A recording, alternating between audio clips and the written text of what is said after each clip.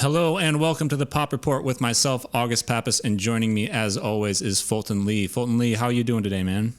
Pretty good. What's up with you? I'm doing great. So Lee, You're an influencer. You have millions of followers on Instagram and other platforms. What I want to know is the public knows kind of what the life of a plumber looks like, the life of an electrician, the life of a banker. Mm-hmm. But what does it look like on a day-to-day basis to do what you do? That's a great question. Well, it all centers around my shoots. So I guess really it all centers around my release schedule. So I release a song every 2 weeks, and with that song, I post a video on Instagram, usually and every other platform, of me doing like a social experiment, like a little public stunt featuring my song. And a lot of times I'll take whatever happens at that video shoot and use some of the audio that I captured to create the song.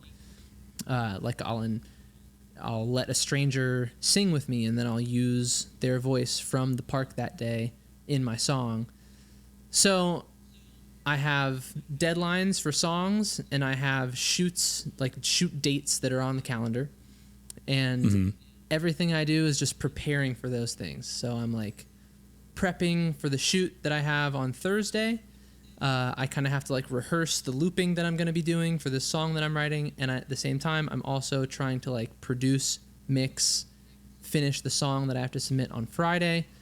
And there's a little piece of the shoot on Thursday. Like I'm going to capture some audio from a stranger on Thursday that I'm going to use in the song. So on Thursday night, I'll come home and take the audio from the shoot and put a little piece of it into the song and finish the song and then submit it the next day. So it's all just like prepping for these deadlines for video and songs. Now, if I didn't know you, Lee, and if I hadn't heard that in my head, I think I would imagine someone like you who has a large audience on social media, who shoots a video and then posts it. I would think that most of your life is kind of like hanging out and doing fun stuff and like going to the beach. And then every once in a while, I got to make this video and like, post it and everything. And then you go back to like hanging out. Would you say that's not a fair characterization? No, yeah. I work too much. I work like way too much. And I have to like keep up the pace that I've kind of like the release schedule that I've set up. So yeah, it is a full sprint 100% of my life. Do you ever look at folks who have like a job as an accountant somewhere and they go clock in and they clock out and they don't worry about it? How do you think about that? I know that's something I think a lot about as, someone who does an untraditional career path. How does that play on your mind?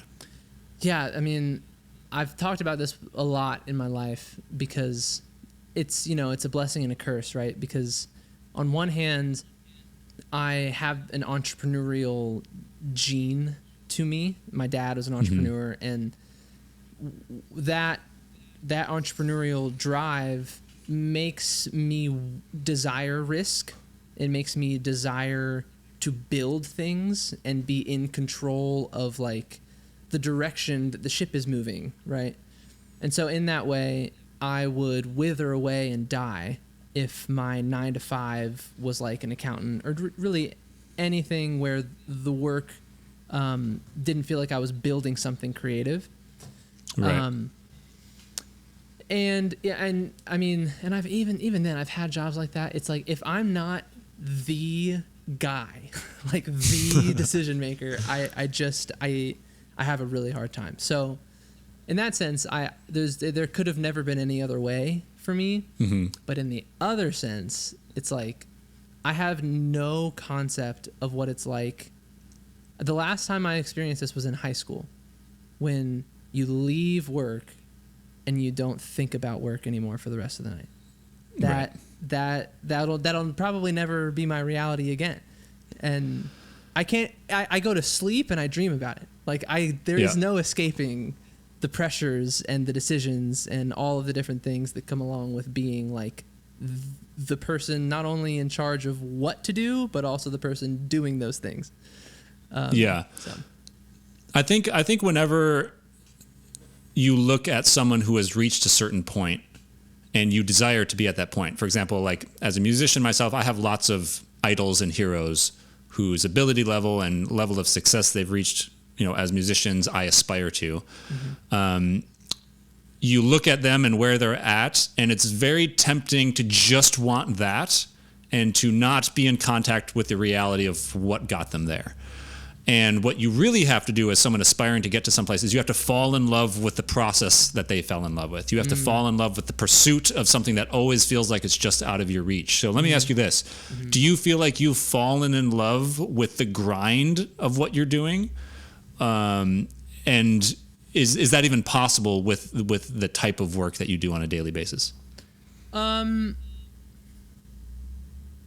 Well, I mean, yes, I've fallen in love. Yes, I've fallen in love with the grind. Now, the thing is that when you fall in love with the grind, you make ambitious goals for yourself, and those goals then retroactively like create a schedule for you, and you have deadlines that you have to meet, like I was just describing. And in the midst of when you're on like a year-long timeline and you're in like month 8 or whatever, there can be burnout that sets in, and so there's a balance between a passion and love for the grind and a burnout, and it's a really delicate and difficult thing to manage, because, like I said, the grind is kind of a part of my DNA. Like I have always. I've been working at becoming like a music artist since I was like 17, so for 11 years. But especially the last like 3 or 4 years, I've encountered for the first time what burnout feels like, and it's weird because you've kind of given your entire consciousness and every moment of your life and every fiber of your being to this thing, and then all of a sudden this thing is like. You can't do it anymore. You're burnt out. Yeah. What's your go-to like brain break thing that you like to do that has nothing to do with your job or even your kids or your family? What's your like guilty pleasure? This occupies my brain when I don't want to think about what I have to think about. It is Madden. So if you don't know, Madden's a video game about NFL football, and I love football and I love Madden. I have a Nintendo Switch, and I play Madden on my Switch, and I get to do this like maybe once a week for like 30 minutes. But I also watch streamers play Madden on YouTube. And dude, watching people play video games is inexplicably fun. I love it. So lately, I've been watching the Madden tournaments. Like the official, like they'll play for like $200,000 at the championship, and it's the time of my life. When you're playing Madden, do you kind of put yourself in that role of like, all right, what if this was like a final game right now to win? I guess you don't usually play against people, do you? You play against like the bot. I would play against people, but I think the Switch just doesn't have enough like power to do online. Like it can, but it lags so much that you just can't even play. Yeah. So yeah, I'm just playing computers. I'm just like pretending I am Josh Allen. That's what I'm doing. I'm not even the guy playing the game. I am the player in the game, Yeah. All right, well, this is called the Pop Report because each week we talk about an element of pop culture. And today, Lee, we are going to talk about our top 5 favorite albums. So I've got a list of 5 here. They don't necessarily have to go from 5 to 1. Maybe we can try and orient ourselves from 5th to 1st. But let's start with you. Give me your 5th favorite album of all time. Oh, my 5th. Okay, let's think. I have my top 3 in mind. I hadn't thought all the way. That's all right. Let's start with your third. What's your third? Let's start with 3. Okay. All right. My third is so hard, but I think I have to go with "In Rainbows" by Radiohead. Oh, Dude, this actually brings up something I always wanted to ask you, because I know you were going to be a composition major in college. Mm-hmm. And I feel like Radiohead is a very composition major band in that they do weird things. Mm-hmm. They reject a lot of the kind of the norms of popular music. And what I've always wanted to ask you is, when you were going into your composition major, were you more interested in kind of the weird side of music than you are now? No, I really loved choral music. Oh, that's right. Yeah. Yeah, I really liked like Renaissance era choral music. Okay, well, that definitely counts as the weird side of music compared to the music we make now, you know? Oh, yeah, I mean, definitely, but I guess that's kind of a loaded question for me, because you probably know my experience there is they wanted me to write in like a very avant-garde, like atonal style. Right. So yeah. In that context, I was like the least weird person ever, you know? Right. Yeah. And was it at this point that you were into Radiohead? It was kind of that like late high school era? Yep. Yeah, I was super at that time. I was really into Radiohead, really into Iron and Wine, really into Shaky Graves, Lake Street Dive. Those are like my Mount Rushmore. I remember like being in Boston, like worshiping those artists. What was it about that particular album that set it apart? Oh, it's really interesting. I have no idea if you would like that album at all. I love Radiohead. I really do. Do you? Okay. Yeah. Yeah, it's, you know, it's like soaking music. Yeah. Like, you know, it's not super like cookie cutter in the sense that like one section ends and another section begins. But man, the best way to describe it's beautiful. Like, yeah. It's not necessarily poetic, it's not necessarily groovy, it's not necessarily like, I don't know, any like specific thing. It's just beautiful. It's like lush, you know. Mm-hmm. It's like and a little dark too, right? It's a little bit of a dark beauty. Yeah. Which definitely. I really get a lot out of. I love dark music and, you know, stuff that creates a world that is not sunshine and rainbows necessarily, you know? Yeah, and there's somewhere deep down in me that wants to make music like that, but in my experience, nobody really likes the music that I make in that style. So I've just like left it on What's shelf. the closest thing that we've made, do you think, that like touches on that? Would it be like... it would be Your Love. Oh, yeah. From Your like Love. Years ago. Yeah. That's a deep cut. All right, Lee. I'm going to hit you with my number 3 here. Okay. I'm going to take Theo Katzman's Modern Johnny Sings Songs in the Age of Vibe. Wow. You really like that one. I think he's the greatest songwriter since like Paul Simon and the Beatles. Oh my God. Wow. I really do. Dude, I was looking at his Spotify page today. He has 170,000 monthly listeners. I know. Yeah, what do you make of that? What do you make of that? What I make of that is the world is in decline and our culture is dying. That's what I make of it. Like, what is going... Well, anyway, beside that, him as a songwriter, in terms of someone who can pick up a guitar and sing a song with a guitar, I can't think of anyone making music right now who I'd rather listen to what they write than him. Wow. Can you think of anyone comparable, or, you know, anyone on that level? Yeah, definitely. Let's think. God, yeah, I don't know if I can pull into mind, but like, something like Big Thief, you know, Adrian Lenker. No, I'm actually not familiar.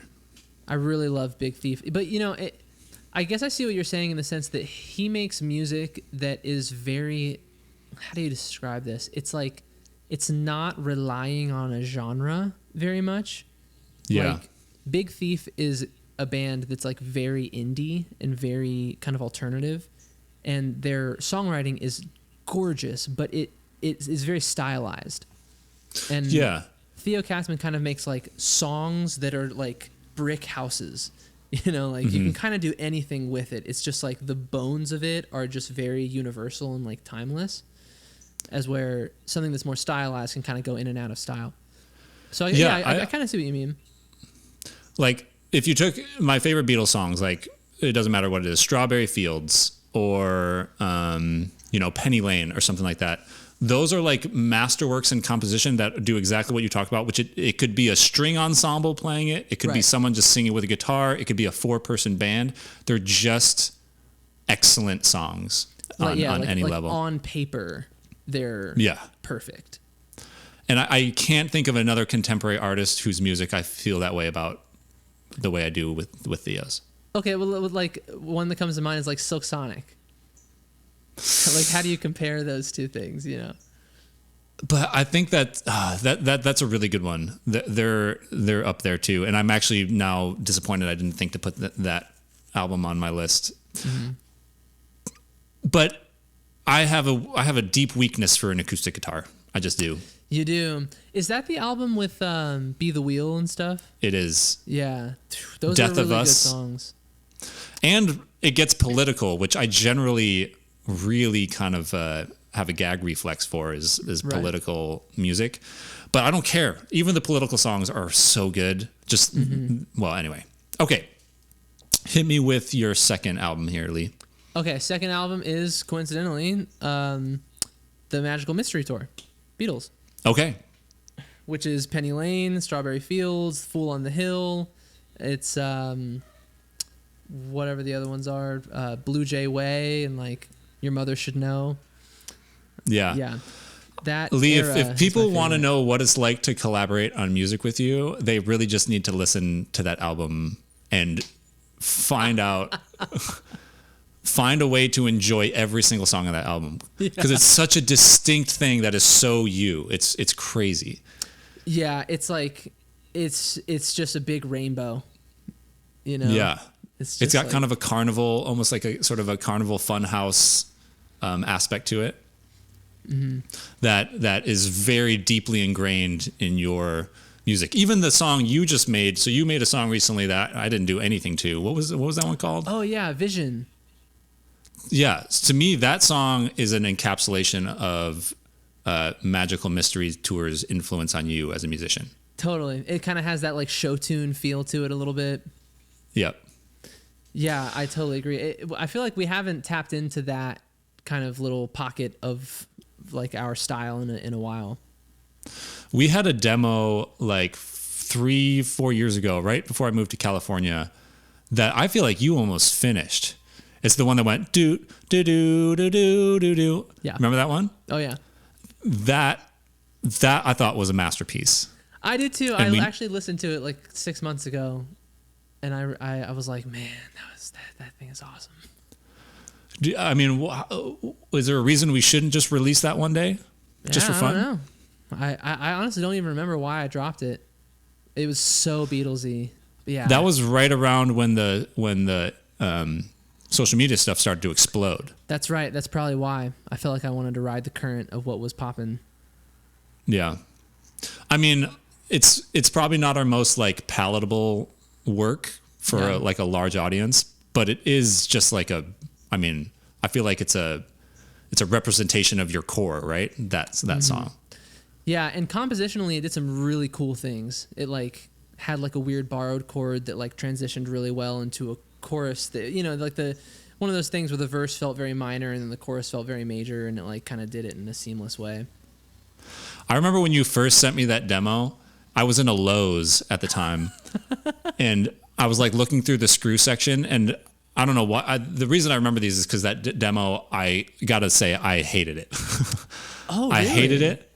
And then we came to Nashville like a couple minutes later to record there, and you played it. You played the whole song for me in the car, and it like blew my mind.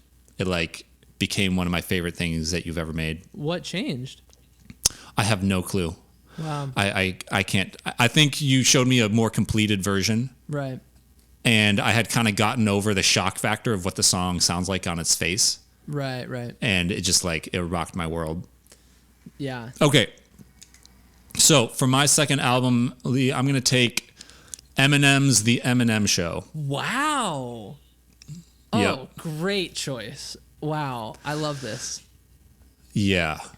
It's kind of a trope for music artists and fans of music artists to really covet their early work. Sure. But it's a trope for a reason, and nobody encapsulates that better than the trajectory of Eminem's output of music. His early stuff is I think is the greatest, just my personal opinion. It's the greatest rap work that's ever been done, I think. Lots of people agree with that. Lots of people. It's like heavy. It's like the heavy metal of rap in that it's shocking. Right. It's hilariously so. It's very violent and graphic. Yeah. And also completely engrossing. Mm-hmm. Yeah. Like he just pulls you into these ridiculous storylines and characters and personalities that he says the most heinous things in his early work, and you're just on board, Yeah, it's funny like what you can get away with when the like technical mastery is there. Yeah, that's a great point. Like the things he's saying are so like disgusting, but it's so well put together that you're almost resisting enjoying it, and you're failing. You know what I mean? Yeah. It's like you can tell that he's smarter than what he's saying. Yeah, and there's something ironic and like satirical about that, It's like you can tell that he has a monster inside of him that he knows is a monster, and this is his way of letting it out in the form of art. Right. Like this is an aspect of his personality that could be highly destructive in his actual life, right? And he's found a way to turn it into something beautiful and something to connect to other people who feel similar things. Right. And who can have like an outlet for it that isn't those closest to them. And dude, the music is like the beats and the early Eminem stuff. Yeah. Dude, everyone, if you haven't listened to the song recently, you must listen to Cleaning Out My Closet. Oh, yeah, that one's crazy. One of the hardest beats ever made. We listened to that, a lot of songs on that album on tour, and I hadn't heard him since like middle school, and I was blown away. Yeah. All right, Lee, hit me with your next album. All right, my number one is Blonde by Frank Ocean. It's no surprise. Everybody Still. knew. Oh, yeah. I actually am a little surprised. Why? Because that album has aged a little bit for me. Oh. Not to the point I still think it's, an incredible masterpiece. Mm-hmm. But I look at it differently than I did 10 years ago. You don't feel that way necessarily? Well, to be fair, I haven't listened to it in a long time. But no, you were talking earlier about a mix of beauty and darkness. And I think that album is like the most complete kind of encapsulation of beauty and tragedy in one package, which is like, to me, an accurate reflection of life, which is what makes art meaningful. And it's interesting because it's, Radiohead's, the darkness in Radiohead's music is like walking through a cave.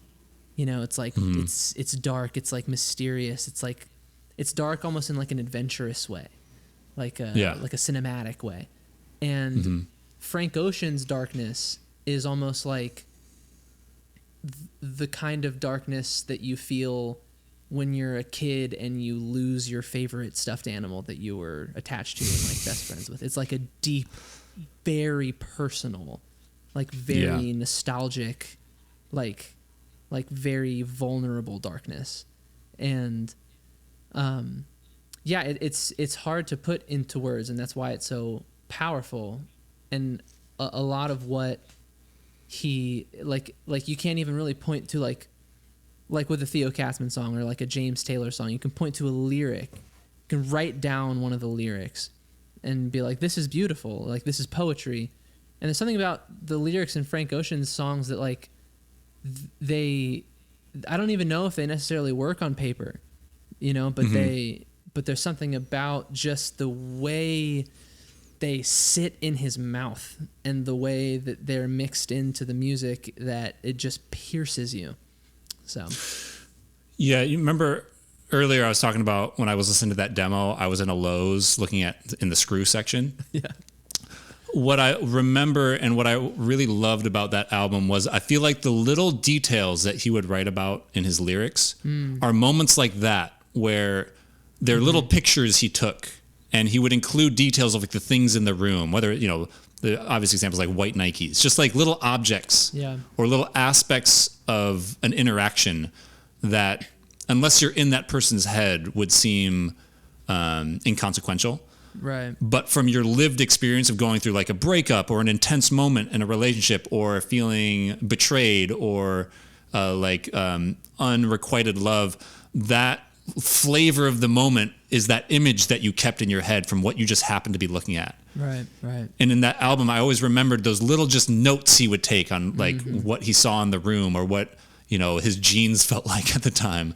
Yeah. And I remember that being really powerful because I hadn't really heard someone write like that before. Right. Where it was just those little corners of their experience that they held on to in their brain. But I think it's aged for me a little bit. I think it's because culture has kind of grown around that album. I think that's a great point. Album has fed so many people's sound. Like even when we were talking about the Dijon Bieber album, right? Yeah, totally. I hear a big Blonde influence in that, and I think looking back on it, it's one of those albums that you kind of, in my perspective, you had to hear it before when it came out, when it was new. Right, yeah. Because culture hadn't absorbed it and worked with it and built upon it yet. Yeah. And so those things were so much more fresh and exciting. And it's not that they're not. I still think it's a masterpiece, but I think for me, it fits kind of in a timeline in that way. Right. Yeah. Yeah. I mean, if anything, that's just a testament to its impact, and like its greatness. So. Okay, Lee, I'm going to give you my number one. Yeah, I'm so curious. I thought it was going to be Blonde. Did you really? Yeah, I did. All right, my number one is The Strokes. Is This It? What? Yep. Wow. Yep. I could listen to it every day. Never get sick. I got that CD in the year 2007. And I think The Strokes do the most with the least. Yeah, you really value that minimalism.